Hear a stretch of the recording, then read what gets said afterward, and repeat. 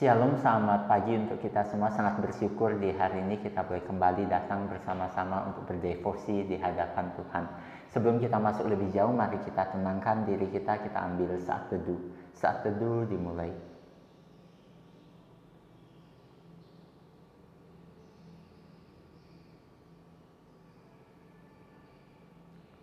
Saat teduh selesai, saat ini kita mau bersama-sama kita menyanyikan satu pujian, hormat bagi Allah Bapa.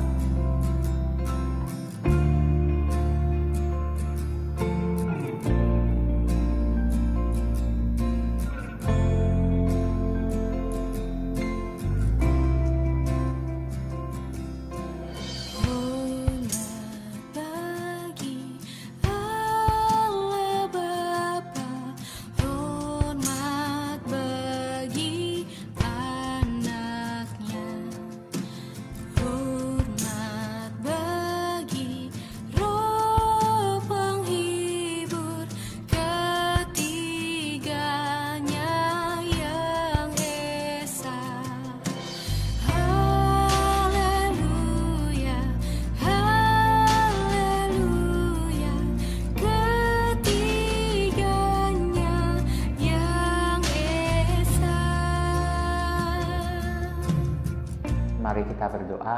Tuhan, kami bersyukur pada hari ini kami boleh bersama-sama datang untuk mempelajari firman Tuhan, dan kami serahkan waktu pembelajaran firman kami ke dalam tangan pimpinan Tuhan. Hanya di dalam nama Tuhan kami, Yesus Kristus, kami berdoa dan mengucap syukur. Amin. Saat ini kita mau mendengarkan pembacaan Alkitab dari Markus pasalnya yang ke-13, ayatnya yang ke-24 sampai 32. Markus pasalnya yang ke-13 ayatnya yang ke-24 sampai 32. Tetapi pada masa itu, sesudah siksaan itu, matahari akan menjadi gelap dan bulan tidak bercahaya, dan bintang-bintang akan berjatuhan dari langit, dan kuasa-kuasa langit akan goncang. Pada waktu itu, orang akan melihat Anak Manusia datang dalam awan-awan dengan segala kekuasaan dan kemuliaannya. Dan pada waktu itu pun, Ia akan menyuruh keluar malaikat-malaikatnya dan akan mengumpulkan orang-orang pilihannya dari keempat penjuru bumi, dari ujung bumi sampai ke ujung langit.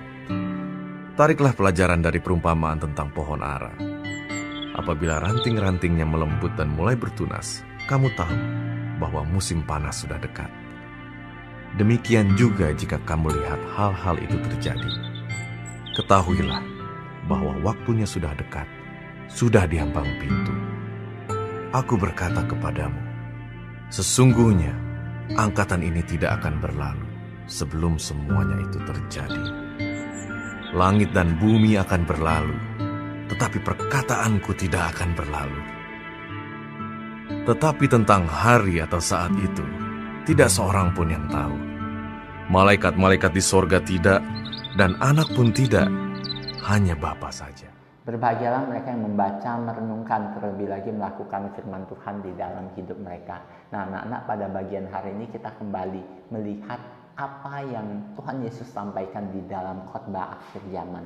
Di sana dikatakan pada waktunya nanti akan ada penderitaan yang begitu berat.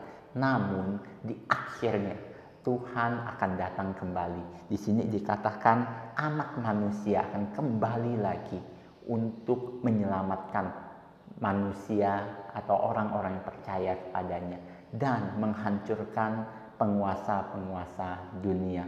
Pada bagian ini Tuhan Yesus juga memberi perumpamaan yang begitu baik untuk menjelaskan kapan akhir zaman itu akan tiba. Mungkin kita tidak tahu kapan dia datang, namun kita dapat melihat tanda-tandanya. Seperti buah, sebelum dia menghasilkan buah, pohon itu menghasilkan buah, pohon itu akan bertunas dan buah pun muncul. Nah, demikian juga akhir zaman. Ada tanda-tanda yang akan keluar, dan dengan melihat tanda-tanda itu kita dapat mengetahui kapan akhir zaman itu akan datang.